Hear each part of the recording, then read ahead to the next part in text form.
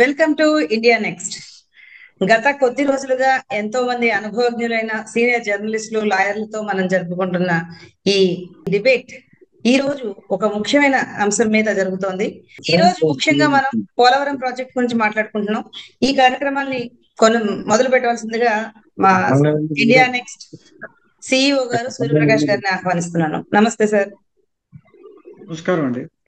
దుగ్గిరాజు గారు, చెప్పండి.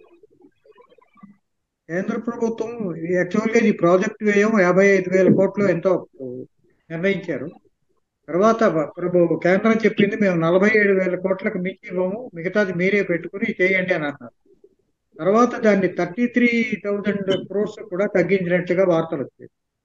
అసలు ఈ నిధుల పంపిణీ విషయంలో మొదటి నుంచి తెలుగుదేశం ప్రభుత్వానికి, బీజేపీ ప్రభుత్వానికి ఒక రకమైన ఘర్షణ మొదలైంది. తర్వాత జగన్ విషయం వచ్చేటప్పటికి వాళ్ళు కొంత సహాయం చేస్తున్నట్టు కనిపించినా ప్రాజెక్ట్ అనేది ముందుకు వెళ్ళలేదు. అసలు ప్రధానమైన సమస్య ఎక్కడుందంటారు? అసలు ప్రాజెక్ట్ శాంక్షనే రాజకీయ పరమైనదండి. అంటే దాన్ని ఒక జాతీయ ప్రాజెక్టుగా ఇవ్వడానికి కారణం అంటే రాష్ట్రాన్ని విడగొడుతున్నాం కాబట్టి ఏదో ఏడుస్తున్నారు ఆంధ్రులు అన్నట్టుగా ఇచ్చారు దీన్ని జాతీయ ప్రాజెక్టుగా. సో రాజకీయంతో ప్రారంభమైంది ఇది. దాని పుట్టుకే రాజకీయంతో ప్రారంభమైంది. ఆ రాజకీయ పరంగానే కొనసాగింది. గత 10 సంవత్సరాలుగా కూడా రాజకీయంగానే కొనసాగుతుంది, ఇప్పటికీ కొనసాగుతోంది. సో దాని మీద ఉన్న రాజకీయ దృష్టి నిర్మాణ పరంగా లేదు. ప్రతివాడు కూడా దాంట్లో నుంచి వచ్చే రాజకీయ లబ్ధి కోసమే ప్రయత్నం చేశారండి. సో అది బీజేపీ, కేంద్రంలో ఉన్న బీజేపీ అయినా సరే, 2014-19 మధ్య అధికారంలో ఉన్న తెలుగుదేశం అయినా సరే, లేదా 19-24 మధ్యలో ఉన్న జగన్మోహన్ రెడ్డి అయినా ఇదే పద్ధతిలో నడిపారు, రాజకీయంగానే నడిపారు. అయితే ఈ రాజకీయంగా నడపడంలో నిధుల సమస్య అనేటువంటిది మీరు ప్రస్తావించారు. పోలవరానికి తగిన నిధులు ఇవ్వట్లేదు కాబట్టి నేను బయటకు వస్తున్నాను అనేటువంటి చంద్రబాబు చెప్పిన విషయం కాదండి. ఆయన ఎంతసేపటికి ప్రత్యేక హోదాకి మీదికి వెళ్ళాడు. అంటే ఎందుకైతే జగన్ జనంలోకి వెళ్తూ ప్రత్యేక హోదా అనే విషయం మాట్లాడుతున్నాడు కాబట్టి ఆయన ప్రత్యేక హోదా కోసం, సాధన కోసం నేను ఎన్డీఏలో నుంచి బయటకు వస్తున్నాను అన్నాడు. అప్పుడు అది కూడా రాజకీయ నిర్ణయమే. సో ఎప్పుడైతే ఆయన రాజకీయంగా విభేదించాడో పోలవరం మూలన పడిందండి. జగన్ వచ్చాడు, 2019లో జగన్ అధికారంలోకి వచ్చాడు. ఆయన దాన్ని ఆంధ్రప్రదేశ్ సంబంధించిన ప్రాజెక్టు లాగా భావించలేదు. అదేదో చంద్రబాబుకు సంబంధించిన ప్రాజెక్టుగా భావించాడు ఆయన. అదే వేగాన్ని ముందుకు తీసుకెళ్లకుండా జరుగుతున్నటువంటి నిర్మాణాన్ని కనుక అదే వేగంలో ముందుకు తీసుకువెళ్ళి ఉంటే మన రాష్ట్రానికి మేలు జరుగుండేదండి. కానీ వారు చేసింది ఏమిటయ్యా అంటే దాన్ని ఏదో తను చాలా ఆదా చేస్తున్నాను అనే ఉద్దేశంలో రివర్స్ టెండరింగ్ అనేటువంటిది ప్రక్రియ ఎప్పుడైతే మొదలుపెట్టాడో అప్పుడే శాపం అయిపోయిందండి పోలవరానికి. అది పోలవరం కాదు, శాపమే అది. సో ఎప్పుడైతే ఆయన రివర్స్ టెండరింగ్ అని పక్కకు తీసుకున్నాడో దాంట్లో దాదాపుగా 12 నుంచి 15 నెలల పాటు ఈ రివర్స్ టెండరింగ్లో గడిచిపోయింది జీవితం అంతా కూడా మొత్తం. ఈలోగా వరదలు వచ్చాయి, డయాఫ్రామ్ వాల్ పోయింది, కాఫర్ డ్యామ్ దెబ్బతింది. ఇప్పుడు మళ్ళీ కొట్టుకుంటున్నారు, ఎవరు కారకులు అనేటువంటిది కొట్టుకుంటున్నారు. ఇది ఎప్పటికీ తేలే విషయం కాదు. ఇప్పటికైనా ఇక చలపతి గారు చెప్పినట్టు మర్చిపోయి గతం ఏం జరిగిందో అనే నిందలు వేసుకోవడం మర్చిపోయి దీన్ని జాగ్రత్తగా ఆంధ్ర ప్రాజెక్టుగా కనుక, అంటే తెలుగుదేశం ప్రాజెక్ట్ కాదు, వైకాపా ప్రాజెక్ట్ కాదు, ఇది తెలుగువారి ప్రాజెక్టుగా భావించి ఉదారంగా కనుక డబ్బులు ఇస్తేనే కేంద్ర ప్రభుత్వం ఈ ప్రాజెక్టు పూర్తవుతుందండి. రెండవది, మొట్టమొదట్లోనే జరిగిన తప్పు ఏమిటంటే R&Rకి సంబంధించి నిధులని ఈ ప్రాజెక్టులో కేంద్రం ఇస్తామని హామీ ఇవ్వలేదండి. సో రీహాబిలిటేషన్ అనేటువంటి దానికి సంబంధించినటువంటిది ఏదైతే ఉందో ఆ నిధులు ప్రాజెక్టులో నుంచి పక్కకు తీసుకెళ్ళిందండి. ప్రాజెక్టుకి సంబంధం లేదు, మేము ఇచ్చే నిధులకి సంబంధం లేదు, అది రాష్ట్రం పెట్టుకోవాలి అనేటువంటి పద్ధతిలో మాట్లాడింది. కానీ అది కూడా తప్పు. ఒక ప్రాజెక్ట్ అంటే మొత్తం అన్ని కలిపే ప్రాజెక్ట్ కాస్ట్ అవుతుంది, అంతేగాని నిర్మాణం వేరు, రీహాబిలిటేషన్ వేరు అనేటువంటిది కాదు.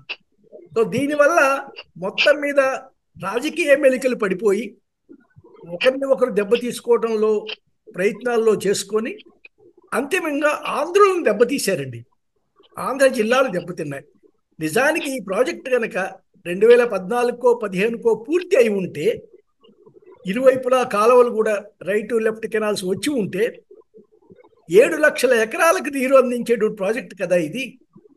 కనీసం 7 లక్షలు కాకపోయినా 5 లక్షల ఎకరాలలో పంట పండినా ఎంత ఆదాయం వచ్చి ఉండేది ఈ పాటికి ఆంధ్రప్రదేశ్కి. సో ఆ విషయం మర్చిపోయారు. సో విశాఖపట్నం ఒక తాగునీరు అవసరాలు తీరుండేవి, స్టీల్ ప్లాంట్కి నీరు, సో పరిశ్రమలకు నీరు అందేవి.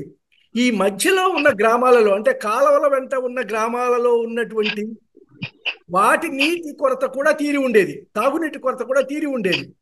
సో ఇన్ని రకాల లబ్ధి ఉన్నప్పటికీ లేదా ఇంత భారీ ఆదాయం మళ్ళీ అక్కడి నుంచి వచ్చేసే రైతుల దగ్గర నుంచి కానివ్వండి ఇతరత్రా కానీ భారీగా మనకు లాభం వచ్చి ఉండేది, ఆదాయం వచ్చి ఉండేది రాష్ట్రానికి.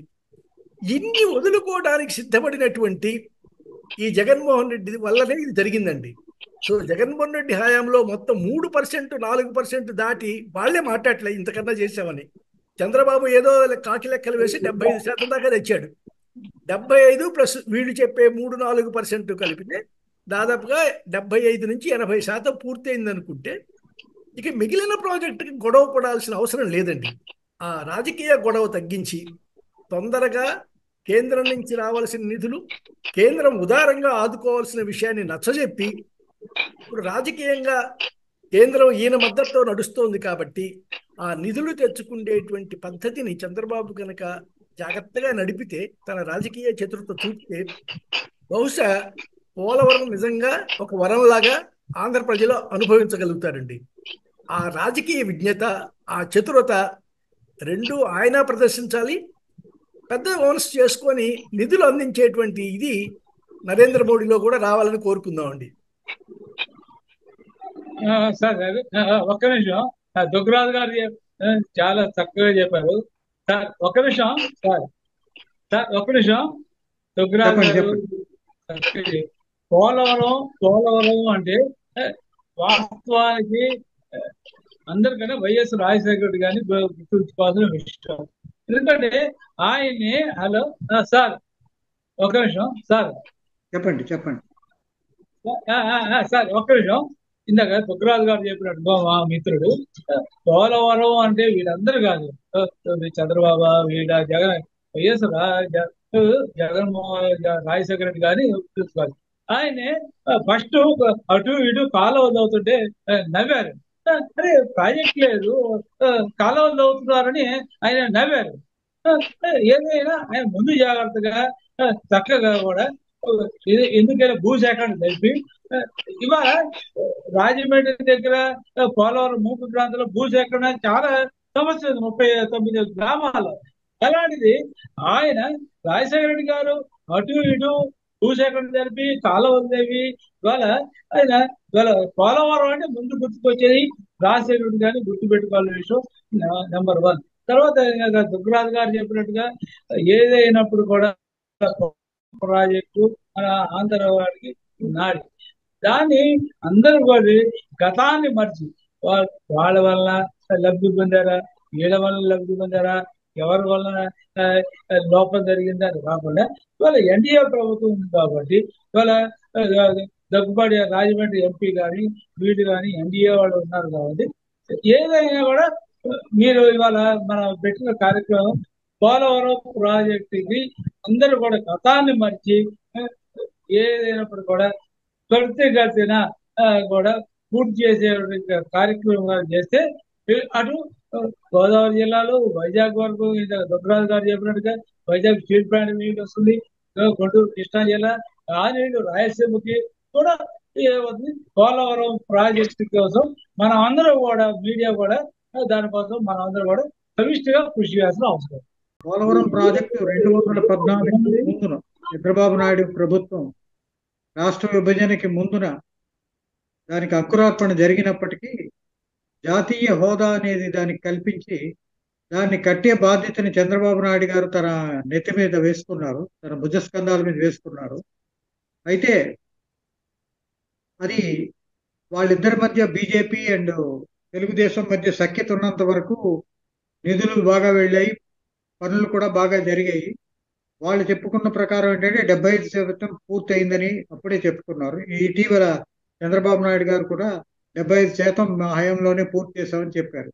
తర్వాత నిధులు ఎందుకు రాలేదు, ఎందుకు ఆగిపోయాయి, అది పక్కన పెడితే ఇది ఈ వివాదం ఎంతవరకు వెళ్ళిందంటే ఈ ప్రాజెక్టు పోలవరం ప్రాజెక్టు చంద్రబాబు నాయుడు గారికి ఒక ఏటీఎంగా మారిందని సాక్షాత్ ప్రధానమంత్రి మోడీ గారే ఆరోపించవలసిన అంత తీవ్ర స్థాయికి వెళ్ళింది. అది అందరికీ తెలుసు.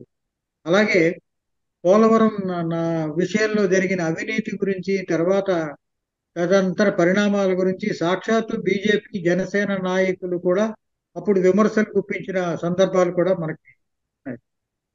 ఇప్పుడు జగన్ ప్రభుత్వంలో అసలు పోలవరం ప్రాజెక్టు అసలు ముందుకు వెళ్ళలేదా, అసలు ఏమీ జరగలేదా అంటే ఇక్కడ ఏంటంటే మీడియా అనేది పార్టీ వైజ్ గా మారిపోయిన తరుణంలో అన్ని అభివృద్ధి పనులకు సంబంధించి పోలవరం విషయాల్లో కూడా భిన్నాభిప్రాయాలు వ్యక్తం అవుతున్నాయి. అలా వ్యక్తం అవ్వడం సహజం కూడా.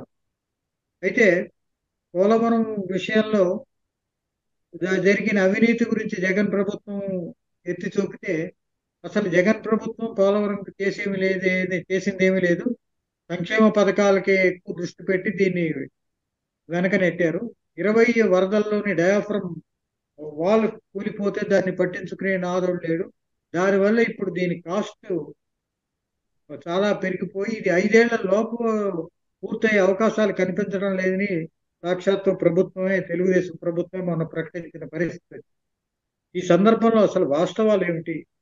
ఇప్పుడు ఉన్న పెద్దలందరూ పోలవరం ప్రాజెక్టు మొదలెట్టేటప్పటి నుంచి జరుగుతున్న పరిణామాలందరూ గమనిస్తూ వచ్చారు. ఏ పార్టీ ఏం చేసింది, ఏ పార్టీ పాత్ర ఎంత, ప్రజలు, పత్రికలు దీన్ని ముందుకు తీసుకెళ్లడంలో ఎలాంటి పాత్ర వహించాయి, ఇలాంటి విషయాలన్నీ మనం చర్చించుకోవాలి. సో ఇప్పుడు పోలవరం పరిస్థితి గురించి ఎట్లా ఉంది, దీన్ని ఇప్పుడు మారిన ప్రభుత్వం నేపథ్యంలో పోలవరం ప్రగతిని ఎట్లా చూడొచ్చు? ఇది చలపతిరావు గారితో మొదలు పెడతాం. చలపతిరావు గారు. ఇప్పుడు మెయిన్ ప్రధానంగా డయాఫ్రామ్ వాల్ మీద ఒక సమస్య వచ్చింది, ప్రధానమైనటువంటి దాని మీద ఒకరికొకరు బురద తలుపుకునే పరిస్థితి వచ్చింది. ఆ గవర్నమెంట్ ఈ గవర్నమెంట్ అనేది వచ్చింది. అది ప్రధానమైనటువంటి డయాఫ్రామ్ వాల్ మీద ఎంత ఖర్చు అవుతుంది అనేది, ఎవరి వల్ల అయింది అనేది. ఈ ప్రభుత్వం, గత ప్రభుత్వం చంద్రబాబు నాయుడు అంటే ఇప్పుడు ప్రభుత్వం అంటే వాళ్ళు నిర్లక్ష్యం వల్లనే డయాఫ్రామ్ వాల్ కూలింది అంటారు. ఇప్పుడు ప్రభుత్వం ఏమంటుందంటే, గత ప్రభుత్వం జగన్ ఏమంటారంటే మేము అంతా కూడా పూర్తి చేశాము, ఇది మొత్తం కూడా మధ్య ఇది పైనటువంటి దాంట్లో వాళ్ళు చేసినటువంటి సాంకేతిక లోపాల వల్ల వచ్చినటువంటి కొట్టుకుపోయింది ఇది అనేది ఒకటి. ఇప్పుడు ఇది ఎంత కోట్లు ఎంత ఖర్చు అవుతాయి అనేది ఒకటి. ఆ డయాఫ్రామ్ దాని వల్ల మెయిన్ ప్రధానంగా దాని వల్ల ఎవరు నాది తప్పు కాదు, నీ తప్పు కాదు అంటారు వీళ్ళు.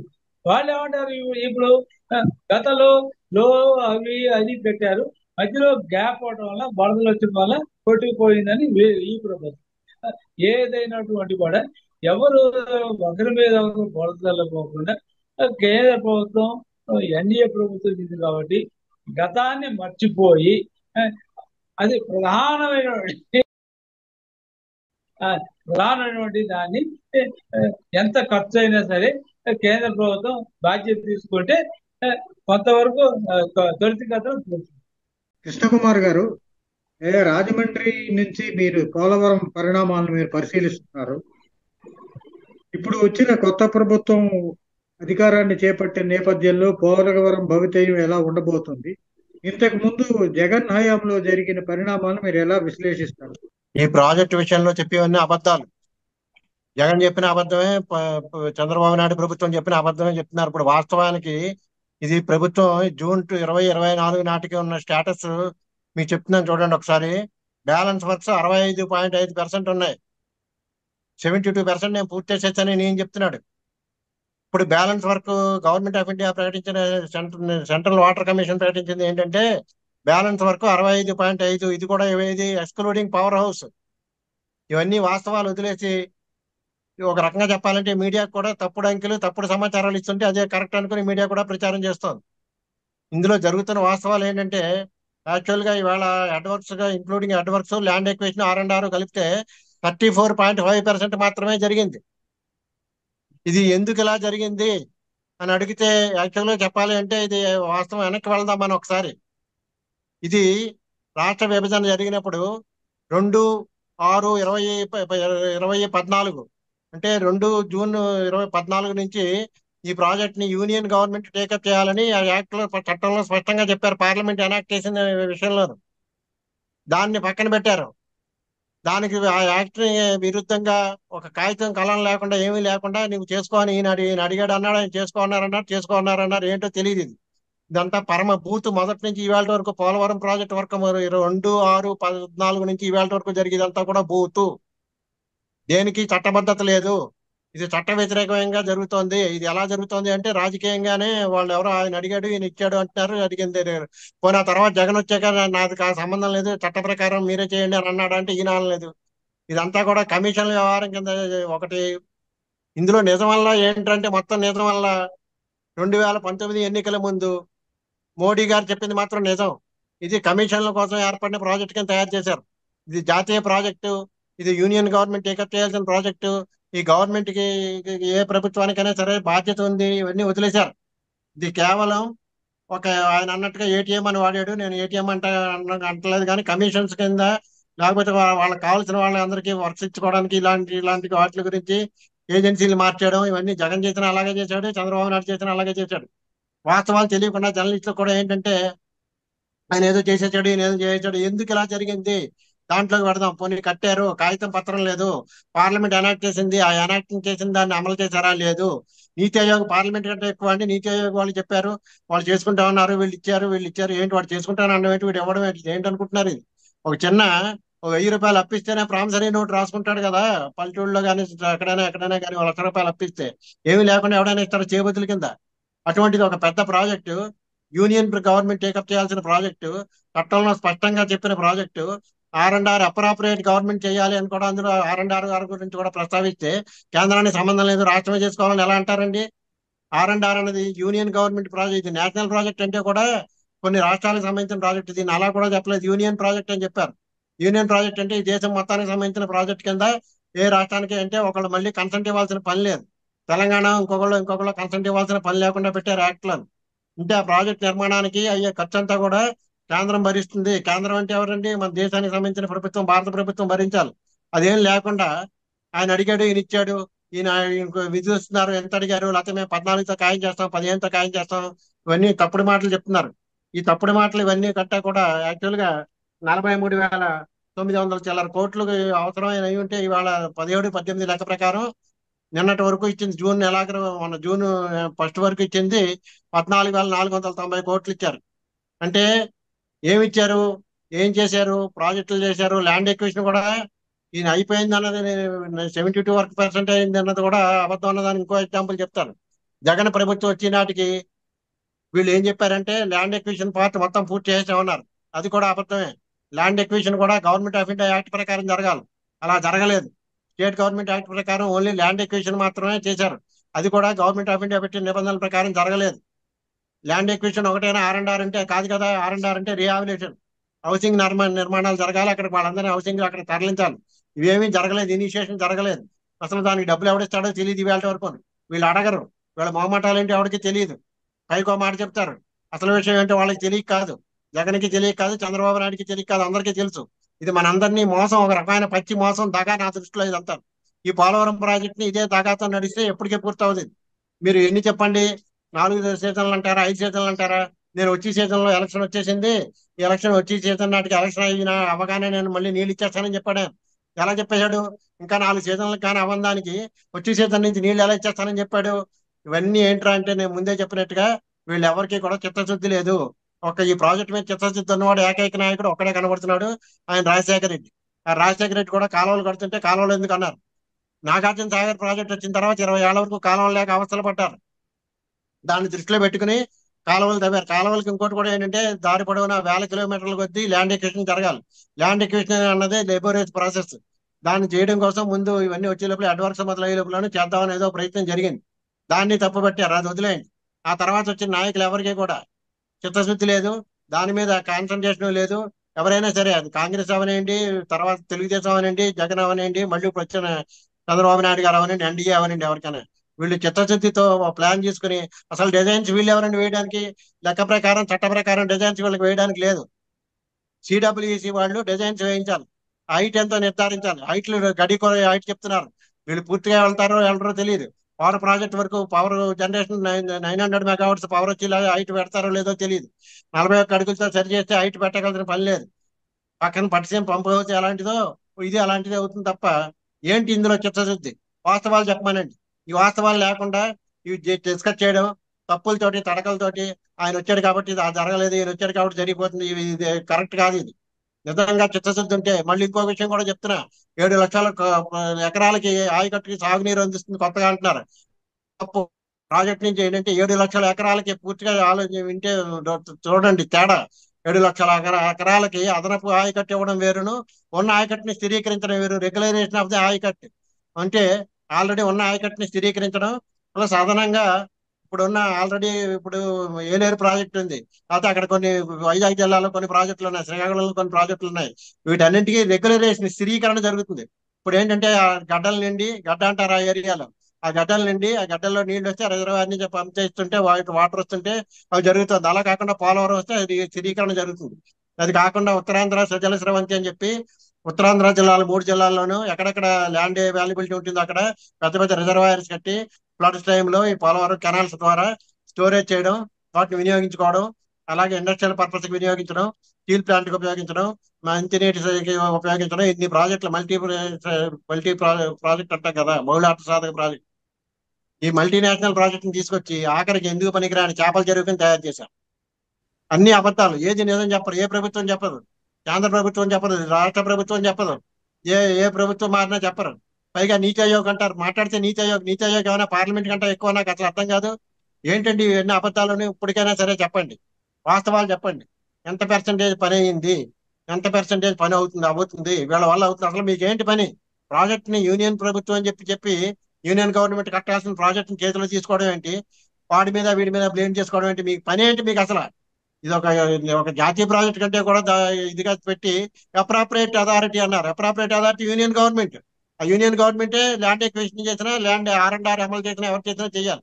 వాడు మాట్లాడట్లేదు, వీడు అడగట్లేదు. ఏంటండి ఇది? ఎవరిని చీట్ చేస్తారు ఇది? అందుచేత నా దృష్టిలో ఇప్పుడు వరకు జరుగుతున్నదంతా బోతు. ఇప్పుడు వరకు జరుగుతున్న డిస్కషన్స్ అన్ని కూడా అర్థసత్యాలు, అసత్యాలు. అందుచేత ఇప్పటికైనా వాస్తవాలు చెప్పడానికి ప్రయత్నం చేయండి అన్నది నా కంటెంట్. జైన్ గారు, ఒక వ్యాపారవేత్తగా మీరు ఈ పోలవరం చుట్టూ జరుగుతున్న ఆర్థిక లావాదేవీలని, నిధుల దుర్వినియోగం కానీ వినియోగం కానీ, ఈ ప్రాసెస్ ని మీరు ఎలా చూస్తారు? ఇంతకు ముందు చూసిన ఏదైనా ప్రాజెక్ట్ లో ఇలాంటి నడక గాని, ఇలాంటి పరిణామాలు కానీ సంభవించాయి, మీరు చూసారా? కేంద్రం కట్టవలసింది మనం నెత్తిన పెట్టుకోవటం ఎందుకు? అసలు మొత్తం బాధ్యత కేంద్రంది. దీని మీద ఇప్పుడు వరకు రేపు పోలవరం చరిత్ర రాయబడితే సొంటి రామ్మూర్తి గారి దగ్గర నుంచి ప్రారంభం అవుతుంది. అంజయ్య గారు పాపం తాపత్రయపడ్డాడు, శంకుస్థాపన చేశాడు. కానీ ఆ తర్వాత 25 సంవత్సరాలు దీన్ని ముట్టుకున్న నాదుడు లేడు. రాజశేఖర్ రెడ్డి ఒక్కడే రేపు ఈ ప్రాజెక్టు పూర్తి అయినా సరే ఆ ఘనకీర్తి రాజశేఖర్ రెడ్డి చరిత్రలోనే లిఖింపబడుతుంది, ఎవరు ఏందన్నా.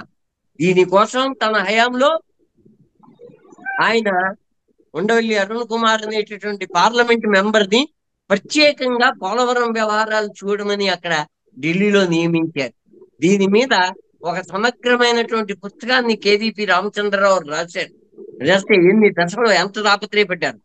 ముఖ్యంగా కావాల్సింది ప్రాజెక్ట్ నిర్మాణాలు అయిపోతాయి, కానీ చాలా ప్రాజెక్టులకి కాలువల నిర్మాణం జరగకుండా సద్వినియోగం కానివి ఈవేళకి ఉన్నాయి 25 సంవత్సరాల నుంచి.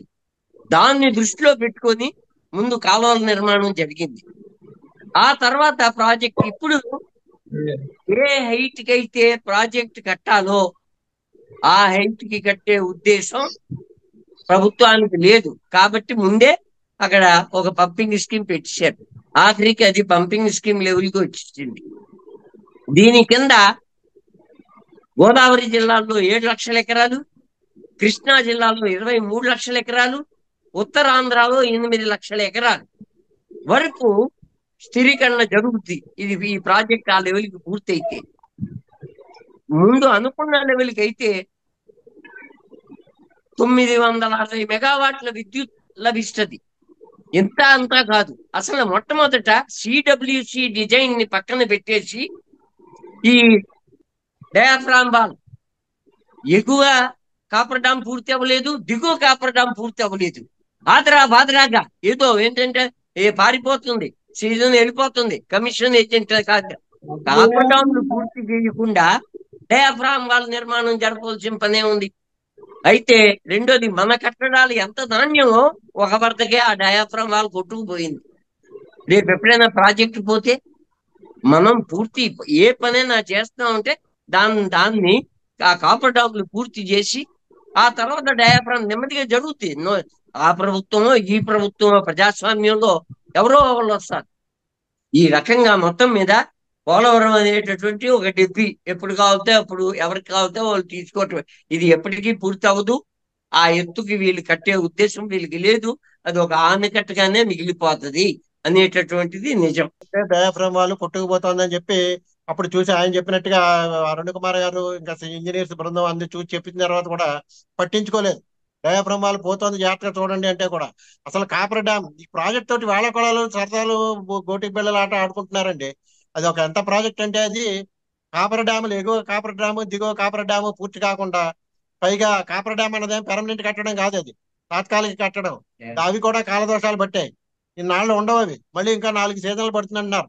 4 సీజన్లు పడుతుంది అనుకుంటే ఆ నాళ్ళు కాపర్ డ్యాములు ఉండవు. కాపర్ డ్యామ్ మళ్ళీ కట్టుకుంటారా? కాపర్ డ్యాములు కట్టుకుంటూనే కూర్చుంటారా? లేకపోతే ఈ కాపర్ డ్యామ్ కట్టుకుపోతే ఈ గోదావరి ఆయకట్టు ఉండదు, ఈ ప్రాజెక్టులో ఉండవు, గోదావరి డెల్టా ఉండదు, మొత్తం 10 లక్షల ఎకరాలు 11 లక్షల ఎకరాలు డెల్టా ఉండదు, ఏమి ఉండదు, మొత్తం సర్వనాశనం అయిపోతాయి. దీంతో చెడుగుడు ఆడుతున్నారు, చెలగాటం ఆడుతున్నారు. ఇది ఎవరు పట్టించుకోవట్లేదు.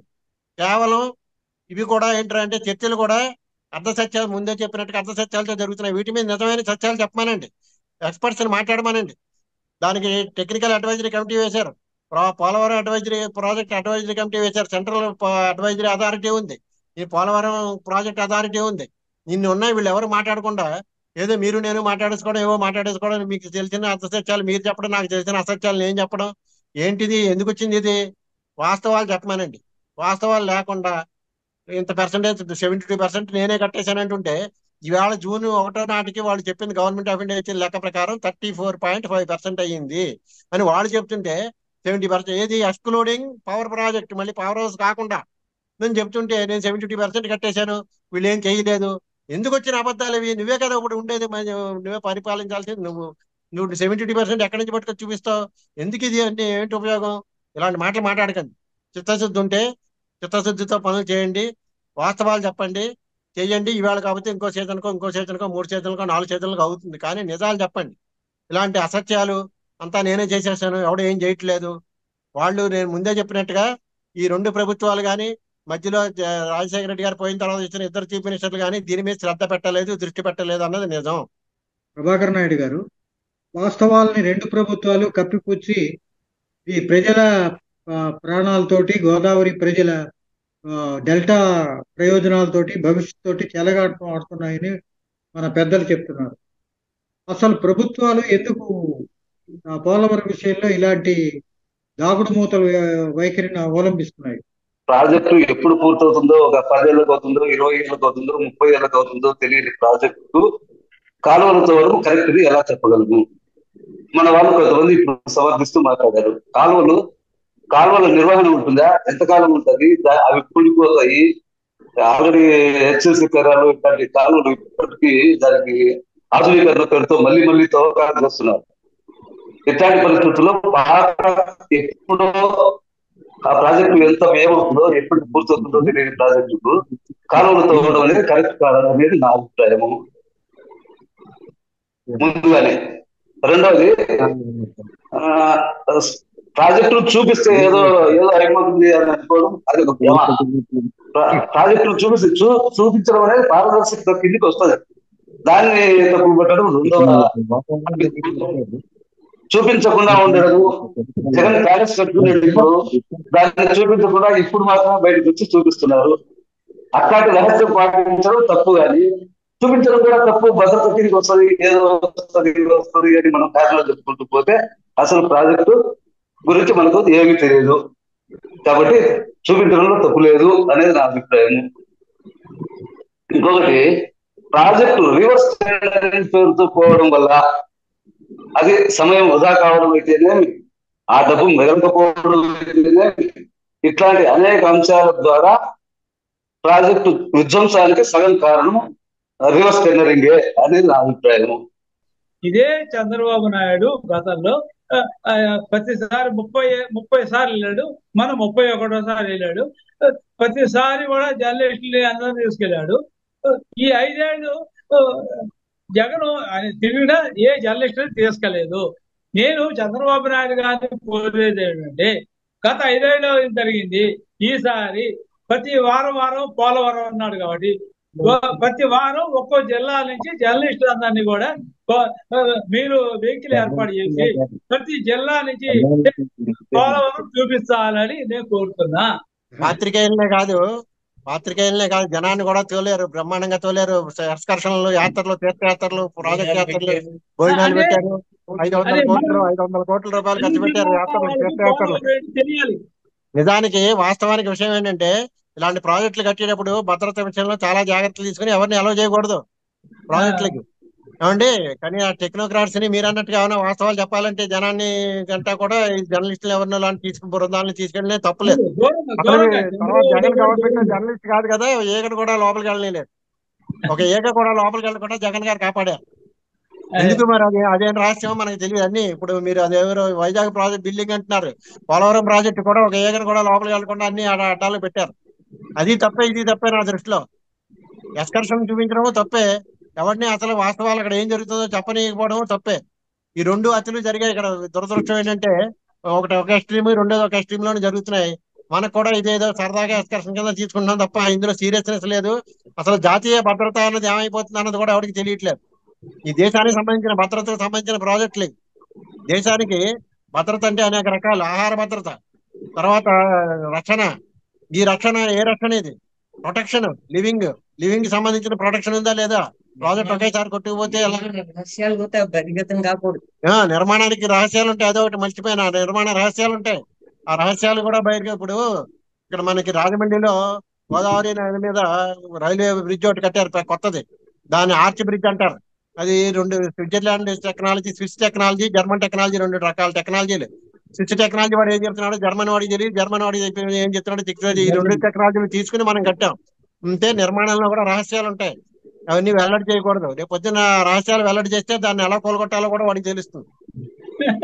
ఇలాంటివన్నీ ఉంటాయి. ఇవన్నీ తెలియకుండా దాన్ని ఏదో ఎక్స్కర్షన్ ప్లేస్ కింద తయారు చేశాం. ఈ పోలవరం ప్రాజెక్టు విషయంలో పరస్పర విరుద్ధమైన పార్టీలు ఒకటిగా చేరి ఇప్పుడు ఈ ప్రాజెక్టుని ముందుకు తీసుకెళ్తాయని అంటున్నాయి. జగన్ కు వ్యతిరేకంగా పోటీ చేసి అధిక మెజారిటీ సాధించిన ఈ పార్టీలు. కానీ పోలవరం విషయంలో కనిపించిన అనేక వైరుధ్యాలని ఎలాగ అధిగమిస్తాయి?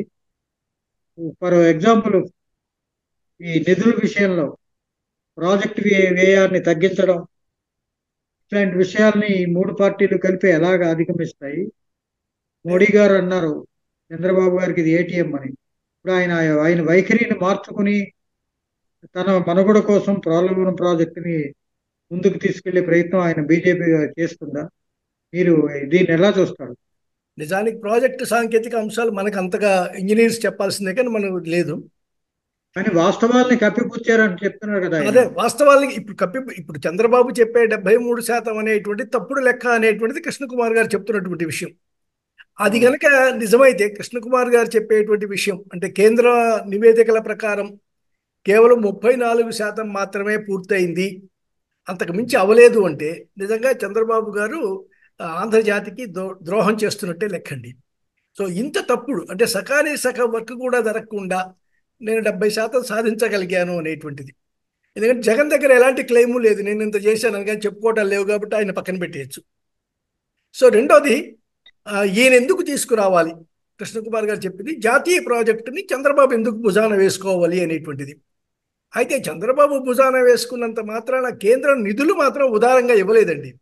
ముందు ఖర్చు పెట్టుకున్న తర్వాతనే నిధులు ఇచ్చారు తప్పించి సాంకేతికంగా ఏం జరిగింది, కేంద్రం టెండర్ పిలిచి తీసుకోవాల్సింది కాస్త అది రాష్ట్రానికి బదిలీ అయింది, రాష్ట్రం తీసుకుంది. కానీ నిధులు మాత్రం నువ్వు ఖర్చు పెట్టుకొని తీసుకో అన్నాడు. ఫక్తు వ్యాపారిలాగా ఆయన నరేంద్ర మోడీ ముందు నువ్వు ఖర్చు పెట్టుకొని తీసుకో అన్నాడు. అందుకే ఇంకోటి ఏంటంటే ఆయన లెక్కలు చెప్పమన్నారు. ఇంకొకటి అదే వీళ్ళు లెక్కలు చెప్తే లెక్కలు చెప్పవలసిన అవసరం లేదని అప్పుడు వాదించారు. అదే లెక్కలు చెప్పండి. ఇప్పుడు నిధులు మావి లెక్కలు చెప్పమంటే అది అంగీకారం కాదు. అక్కడే తేడా వచ్చింది ఆ రోజు రాజకీయంగా. ఇప్పటికైనా రాజకీయంగా సర్దుబాట్లు జరిగాయి కానీ పోలవరం పరమైన నిర్మాణం మీద సర్దుబాటు జరిగిందా లేదా మూడు పార్టీల మధ్యనే సందేహమేనండి. అదే అదే 2029 నాడు ఇప్పుడు ఈ రోజు నిన్న ఆయన పోలవరం సందర్శించిన తర్వాత ఇది ఒక 4 ఏళ్లు పడుతుంది కనీసం, లేదా 5 ఏళ్లు పడుతుంది కనీసం అని మళ్ళీ మాట్లాడాడు. అంటే 2014 నుంచి ఇదే చెప్తున్నారు, వచ్చే 5 ఏళ్లలో పూర్తి చేస్తాం, వచ్చే ఎలక్షన్స్ కల్లా మీకు వచ్చే డిసెంబర్కి మేము నీళ్లు ఇచ్చే ఎన్నికలకి వెళ్తాం. ఇది అందరూ డైలాగ్ ఇదే, నినాదం ఇదే, నీళ్లు ఇచ్చే ఎన్నికలకి వెళ్తాం. ఆయన నీళ్ళు ఇవ్వలేదు. 76% పూర్తవడం నిజమైతే మిగతా 23% పూర్తవడానికి అన్ని 5 ఏళ్ళు ఎందుకు పడుతుంది? ఒక నిమిషం, చెప్పండి. 72% ఆయన చెబుతున్నాడు. ఈయన ఇప్పుడు మాజీ ముఖ్యమంత్రి జగన్ చెప్పడం ఏంటంటే ఈ తాము కట్టిన స్పిల్వే పై ఆయన ఎట్లా 72% అయితే ఎలా ప్రయాణం చేయగలిగాడు? మేము కట్టిన స్పిల్వే పై ఆయన ప్రయాణం చేశాడు కదా, 72% అయితే 100 అయితే కదా అనేది ఒకటి. ఏదైనా ఆ గోడ విషయంలో అది ఎవరైనా ఇద్దరు తప్పులు ఉన్నాయి, దాంట్లో సందేహమే లేదు. ఏదైనా ఒక్కటి చాలా అభినందిస్తున్నా, మన ఛానల్ మొదటిసారిగా పోలవరం మీద దృష్టికి వచ్చింది. మన కృష్ణకుమార్ మిత్రుడు గోదావరి పక్కన ఉంటాడు. ఈ విషయం మీద మనం కంటిన్యూగా ఈ సమస్య పరిష్కారం వరకు కూడా ఒక ప్రత్యేక దృష్టి పెట్టాలని మనం 10 ఏళ్ల పాటు ఇదే చర్చలు జరిపామండి. రాజకీయ పరమైన చర్చలే జరిగాయి గత 10 సంవత్సరాలుగా. ఇప్పటికైనా కృష్ణకుమార్ గారు సలహా ఇచ్చినట్టుగా ఈ రాజకీయ చర్చ ఆగిపోవాలి. రాజకీయ పరమైనటువంటి చర్చ వల్ల ముందుకు వెళ్ళడానికి ఏమీ లేదు. ఏదైనా ఛానల్స్కి రేటింగ్ పెరగడం, ప్రింట్కి పెరగడం, అంటే ప్రింట్లో ఏదో పోట్లాటకు తప్పించి కృష్ణకుమార్ గారు కూడా రాష్ట్రానికి ప్రయోజనం చేరేటువంటి పద్ధతి ఏమీ కనబట్లేదండి. కృష్ణకుమార్ గారు సాంకేతిక పరమైన వివరణ ఇచ్చారు. సాంకేతిక పరం అయిపోయింది సార్. సాంకేతిక పరంలో నా ఉద్దేశంలో ఏంటంటే నీతి ఆయోగ్ వాళ్ళు కానీ కేంద్ర ప్రభుత్వం కానీ నేను కట్టుకుంటాను అంటే ఇవ్వటంలో తప్పు లేదు నా అభిప్రాయం. ఎందుకు నిధులు ఇవ్వలేదు? నువ్వు కట్టించుకుంటే నీ రాష్ట్రంలో చేస్తున్నావు కాబట్టి నేను నిధులు నువ్వు ఖర్చు పెట్టిన దానికి ఇస్తానన్నారు కదా, తప్పించి ముందే విరాళంగా మొత్తం వాళ్ళు ప్రతిపాదించిన 44 కోట్లు 40,000 కోట్లు ఒకేసారి ఇవ్వలా. నువ్వు ఖర్చు పెట్టి తీసుకో అన్నారు. ఇతన్ని తీసుకోవడంలో తన లబ్ధి ఏదో చూసుకున్నాడు. ఆ ATM అనే ముద్ర భరించాల్సి వచ్చింది. అది తప్పు కాదు. కానీ ఈ నిజంగా మిగతావి చెప్పారే, ఆ కాఫర్ డామ్ అప్పర్ లోయర్ కట్టకుండా ఇది కట్టకుండా చేయటం అనే సాంకేతిక పరమైనటువంటి తప్పులు కనుక చేసి ఉంటే మరి ఆ ఇంజనీర్స్ కూడా తప్పే కదండి. అంటే రాజకీయ బాధ్యత కాదు, ఇంజనీర్స్ కూడా ఎవ్వరూ కూడా మనకు నిజం చెప్పరేంటి. ఒక్కళ్ళు కూడా ఇదిగో తప్పులు జరుగుతున్నాయి, డిజైన్ పరంగా తప్పులు జరిగాయి, నేను దీన్ని భరించలేను, నేను భరించలేకపోతున్నాను అని ఒక్క ఇంజనీరింగ్ చీఫ్ కూడా జనానికి చెప్పడం అనే ప్రయత్నం చేయట్లేదండి. లీక్ చేయటం, అసలు ఇది జరుగుతున్న లోపం ఇక్కడ ఉంది, సాంకేతికంగా ఇది నిధులు కాదు, సాంకేతిక లోపం ఇది అనే విషయం ఏ ఇంజనీర్ కూడా ఒక్కసారి కూడా ఏ వేదిక మీద కూడా చెప్పకపోవడం ఆశ్చర్యంగా ఉందండి. ఇది నిజంగా అయితే ఒక రాజకీయ తప్పిదమే కాదు, సాంకేతిక పరమైన తప్పిదాలు కూడా జరిగాయి అంటే మనం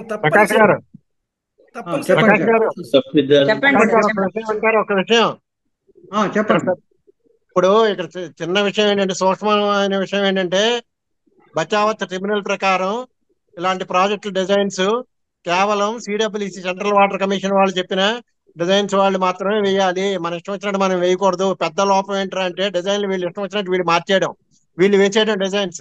CWC చెప్పి వాళ్ళు మాత్రమే డిజైన్స్ వేయించాలి, బచావత్ ట్రిబ్యునల్ లో స్పష్టంగా ఉంది. అది కూడా ఉల్లంఘించారు. ఇలాంటివన్నీ ఉల్లంఘించిన తర్వాత ఇంకొక విషయం, కాపర్ డ్యాములు, డయాఫ్రమ్ వాళ్ళు ఇవన్నీ ఇష్టం వచ్చినట్టు వాళ్ళు ఎవరు ఇష్టం వచ్చినట్టు వాళ్ళు మాట్లాడుతున్నారు. అవన్నీ అదొక పక్కన పెడదాం. ఇంకా ఇక్కడ చాలా కీలకమైన విషయం ఏంటంటే 72% వర్క్ పూర్తి అయిపోతే 15,000 కోట్లు ఖర్చు అయితే 43,760 కోట్లు ఇంకా మిగిలి ఉంది. ఖర్చు మొత్తం ప్రాజెక్ట్ వాల్యూ 17-18 నాటికి, నేను చెప్పేది 24 నాటికి కాదు, 17-18 నాటికి 43,000 చిల్లరకు 760 కోట్లు. అది అవ్వాల్సింది 15,000 కోట్లు అయ్యింది ఇప్పుడు వర్క్ అని అన్నప్పుడు 72% అంటే మిగిలిన 22% కి మాత్రం 28%కే ఈ ఖర్చు అంతానండి. పైగా R&R లో ల్యాండ్ ఎక్విజిషన్ పార్ట్ పూర్తి అయిపోయిందని చెప్పేశారు. అందుచేత నేను మళ్ళీ చెప్తున్నా, ఇక్కడ ఏ ప్రభుత్వం మాట్లాడినా ఎవరు మాట్లాడినా అన్ని అర్థసత్యాలు, అసత్యాలు, అబద్ధాలు, బూతులు మాట్లాడుతున్నారు. కేవలం రాజకీయం తప్ప జనాల ప్రాణాలతోటి చెలగాటం ఆడుతున్నారు, ఆయకట్టులతో చెలగాటం ఆడుతున్నారు, ప్రాజెక్టులతో చెలగాటం ఆడుతున్నారు. వాళ్ళకి ఏం అవసరం లేదు, ఇష్టం వచ్చినట్టు నోటికి ఏది వస్తే వేళ మన మాట నమ్ముతారు జనం అనే ఒక తప్పుడు కాన్సెప్ట్ తోటి, తప్పుడు విధానాలతోటి పెడుతున్నారు. దయచేసి ఇలాంటి చర్చలు జరిగినప్పుడు పెద్దలందరూ గమనించి వాస్తవాలు తెలుసుకుని వాస్తవాలు ప్రొజెక్ట్ చేసి వెళ్ళాలి తప్ప మా జైన్ గారు చెప్పినట్టుగా 5 రూపాయలు బియ్యం ఇస్తావా, 50 రూపాయలకి ఇది పెడతావా, 5 రూపాయలకి అన్నం పెడతావా, లేకపోతే చారా రేటు తగ్గిస్తావా, ఇదే ప్రాధాన్యం కాదు. ప్రాజెక్ట్ విషయంలో జనం అడిగే పరిస్థితి ఉండాలి. ఈ ప్రాజెక్టులు అంటే నీది నాది, ఇంట్లోది వాళ్ళది, చంద్రబాబుదో లేకపోతే జగన్తో మోడీదో కాదు, భారతదేశ ప్రజలందరికీ సంబంధించిన ప్రాజెక్ట్ ఇది. ఇలాంటి ప్రాజెక్టుల మీద అవగాహన రావాలంటే ఇలాంటి చర్చలు జరగాలి అవసరం. అలాంటి చర్చలకి వాస్తవాలు కావాలని నేను అడిగేది. ఆ వాస్తవాలు సంపాదించండి ఫస్ట్. వాస్తవాలు ప్రచారం చేయడానికి మన వాస్తవాల మీద చర్చలు పెట్టండి. ఇక్కడ ఏంటంటే మన అసత్యాల మీద చర్చ జరిగినంత సేపు అసత్యంగానే జరుగుతుంది తప్ప సత్యంగా ఎక్కడ జరుగుతుంది? నేను మీకు CW సెంట్రల్ వాటర్ కమిషన్ వాళ్ళు కానీ అదే పేర్లు ఏది మార్చినా, లేకపోతే కేంద్ర జల సంరక్షణ శాఖ అయినా జలవనరుల శాఖ అయినా ఇచ్చిన తాజా సమాచారం అందజేశాను. 34.5% పూర్తయిందని వాళ్ళు June 1వ తారీఖు నాటికి జరిగిన స్టేటస్ ఇచ్చారు. అది వాళ్ళైనా చెప్పాలి తప్పని. నీతో యోగి అంటున్నారు కదా, వాళ్ళైనా చెప్పాలి. 72% ఒప్పని వాళ్ళైనా ప్రకటించాలి. ఏది కరెక్ట్, ఏది? నేను మళ్ళీ ఇంకోటి చెప్తున్నా, ఓన్లీ అడ్వర్క్స్, ల్యాండ్ ఎక్విజిషన్, R&R ఇవి మాత్రమే నేను చెప్తుంటా. కరెన్స్ పక్కన పెట్టండి, పవర్ హౌస్ పక్కన పెట్టండి, వీటిలో మాత్రమే 34.5%. పవర్ హౌస్ కూడా కలిపితే ఈ 34 కూడా ఉండదు, 14-15 ఉంటుంది. పవర్ హౌస్ అన్నది ఇందాక జైన్ గారు చెప్పినట్టు 960 మెగావాట్లకు సంబంధించిన భారీ ప్రాజెక్ట్ అది. ఇది పూర్తి అవ్వటంలో ఎంత ఆలస్యం జరిగినా పర్వాలేదు. ఒక సీజన్ కాకపోతే 2 సీజన్లు అన్నప్పుడు మొట్టమొదట ప్రజలకి ఒక వాగ్దానం చెయ్యండి, దీని ఎత్తుని తగ్గించాం, ఆ కాలువల కాంటూర్ లెవెల్ వరకే ఇది భవిష్యత్. ఎందుకంటే కేంద్రం నుంచి వాళ్ళ నుంచి వీళ్ళు సాగుతున్న వ్యవహారం చూస్తూ ఉంటే దీన్ని ఆ కాపర్ డామ్ తోటి ఆనకట్ట కింద కంప్లీట్ చేసేటట్టు ఉన్నారు వీళ్ళు. కాలయాపన చేయటంలో ఉండేటటువంటి లక్ష్యం కూడా అదే. దీన్ని పూర్తిగా బహుళార్థ ప్రాజెక్టు గానే దీన్ని పూర్తి చేస్తాము అని చెప్పేసి ముఖ్యమంత్రిని ప్రజలకి వాగ్దానం చేయమనండి. ప్రజలకి ఈ ప్రాజెక్టుల మీద దీని మీద ఆసక్తి లేదు, మాకు క్వార్టర్ రేటు తగ్గాలి ముందు ఇమీడియట్ గా. దాని మీదే ఎలక్షన్ అంతా జరిగింది, దాని మీదే ప్రజలు తీర్పు వచ్చింది, సారా మీదే. కాబట్టి 45 మీటర్ల తగ్గిస్తారంటున్నారు కదా, 45 మీటర్లు ఎత్తు. అది తగ్గిస్తే ఇంకా ఇది బహుళార్థ ప్రాజెక్ట్ ఏముంటుంది, నీటి నిల్వ ఏముంటుంది, ఇటు విశాఖపట్నం వరకు మనం నీళ్లు పంపేటటువంటిది ఏమంటే అటో పంపింగ్ స్కీమ్ కడతారు వీళ్ళు. ఆఖరికి ఇది ఆనకట్ట కూర్చుంటుంది. వీళ్ళు సాధించింది ఏమిటి? పార్లమెంట్ లో చట్టం చేశారు, ఇది కేంద్రం కట్టే ప్రాజెక్ట్ అని. ఎందుకు నెట్టుకున్నాం? పట్టిసీమ అనే ప్రాజెక్టుని దీని నుంచి తీసి 1,400 కోట్లు ఎక్కువగా ఖర్చు పెట్టారని అప్పుడు జగన్ ప్రభుత్వం వీళ్ళ మీద విరుచుకుపడింది. అసలు పట్టిసీమ అవసరం ఏముంది చెప్పండి? అదే దానికోసం ఇప్పుడు మనం వెనకాల వెళ్ళాలంటే మీరు ఇంకొక పావు గంట వినగలగాలి. ఆలమట్టి ఎత్తు దగ్గర నుంచి మీరు వినగలగాలి, నారాయణపూర్ వరకు వినగలగాలి, శ్రీశైలం, పోటం, అక్కడ మనకి నాగార్జున సాగర్, జూరాల, వాటన్నింటి మీద కూడా సమగ్రమైనటువంటి నివేదిక మా దగ్గర ఉంది. మీకు వినగలిగే ఓపిక ఉంటే చెప్తాను, ఇప్పుడే చెప్తాను 5 నిమిషాల్లో. వింటారా? చెప్పండి. ఆలమట్టి ఎత్తు పెంచుతున్నప్పుడు దేవగౌడ ప్రధానమంత్రి, చంద్రబాబు నాయుడు గారు ఆంధ్రప్రదేశ్ ముఖ్యమంత్రి. అక్కడ నారాయణపూర్ నిండాలి, నారాయణపూర్ నుంచి ఆలమట్టి నిండాలి, ఈ నిండి కిందకి నీళ్లు వస్తే జూరాల, శ్రీశైలం, నాగార్జున సాగర్ ఇవి అన్ని నిండుకుంటూ వస్తే అప్పుడు కృష్ణా డెల్టాకి నీళ్లు రావాలి. దాంతో కృష్ణా డెల్టా ఎప్పుడైతే ప్రమాదంలో పడిందో, కృష్ణా డెల్టాకి ఎప్పుడు లేనిది ఈ ప్రమాదం ఎందుకు వచ్చింది? ఎప్పుడైతే కృష్ణా డెల్టా ప్రమాదంలో పడిందో రాజశేఖర రెడ్డి ఇది గుర్తించి జలయజ్ఞం అని మొదలుపెట్టి ఈ పోలవరం నుంచి నీటిని కెనాల్ ద్వారా 80 టీఎంసీ కెనాల్ ద్వారా వేస్తే అది 10 లక్షల ఎకరాలు. ఈవేళ 10 లక్షల ఎకరాలు గోదావరి ఇవి మనకి నీటిపారుదల రంగం మీద దాన్ని రాజకీయం చేయటం నిస్సందేహంగా ఇంత భారీ ప్రాజెక్టులు జరిగేటప్పుడు కొంత దుర్వినియోగం జరుగుద్ది. కొన్ని ఏంటంటే భూములు ఎక్విజేషన్ విషయంలో రైతులతోటి వాళ్ళకి గవర్నమెంట్ ఇచ్చిన దానికంటే కాంట్రాక్టర్ల చేత రాజశేఖర రెడ్డి వాళ్ళకి డబ్బు ఇప్పించాడు.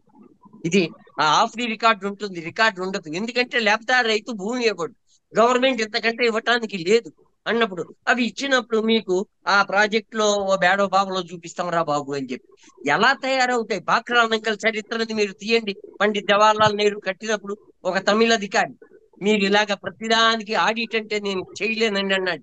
నువ్వు ఎలా ఖర్చు పెట్టావో కట్టు, నాకు బాక్రా కట్టే, ఆడిట్ నేను చూసుకుంటానన్నాడు పండిత్ జవహర్లాల్ నెహ్రూ. బాక్రా కట్టాడు, ఫరక్కా కట్టాడు. ఎలా కట్టగలిగారు వాళ్ళు ఆ రోజు? ఇంత యంత్ర సామాగ్రి లేదే.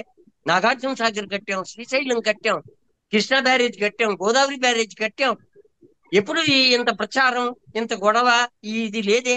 వాళ్ళ ఆ నాయకత్వానికి ఒక చిత్తశుద్ధి ఉంది. ఈవేళ మేము కడతాం, మనకెందుకండి వాడి కట్టం. ఈవేళ అయితే కేంద్రాన్ని నిందించు కదా, కేంద్రం ఆంధ్రప్రదేశ్ కి ద్రోహం చేసిందని అనగలిగేవాళ్ళం కదా. మనం ఎత్తి వేసుకోకపోతే దాన్ని ఎక్కువ అవుద్దో తక్కువ అవుద్దో ఆ కాంట్రాక్టర్ ని పెడతాడు, ఎల్ఎన్టీ వాడిని పెడతాడు, వీడిని పెడతాడు, వాడిని పెడతారు, లేకపోతే ఇక్కడ కాలువ తవ్వుతాడు, హైదరాబాద్ లో నాకు ఇల్లు కడతారు. ఇవన్నీ ఎందుకు వచ్చినవి?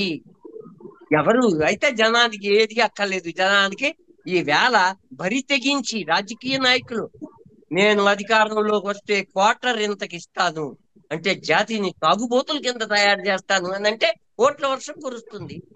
దీనికి ముందు చైనా వాళ్ళని నల్లమందు బాయి అనేవారు. మావో సెట్టుంగ్ వచ్చిన తర్వాత మొత్తం ఆ జాతిని, నిర్వీర్యం అయిపోయిన జాతిని నల్లమందు మీద కఠినం. ఈవేళ రేపు యువకులు ఓట్లు కావాలంటే అందరికీ రోజుకి 2 బాటిల గంజాయి ఇస్తాం. యువకులందరూ నాకే ఓటేస్తారు. ఆ పరిస్థితిలో జాతిలో చైతన్యం వచ్చిన తర్వాత ఇంకా మనం ప్రాజెక్టుల కోసం దానికోసం మాట్లాడటం ఎందుకండి బాబు?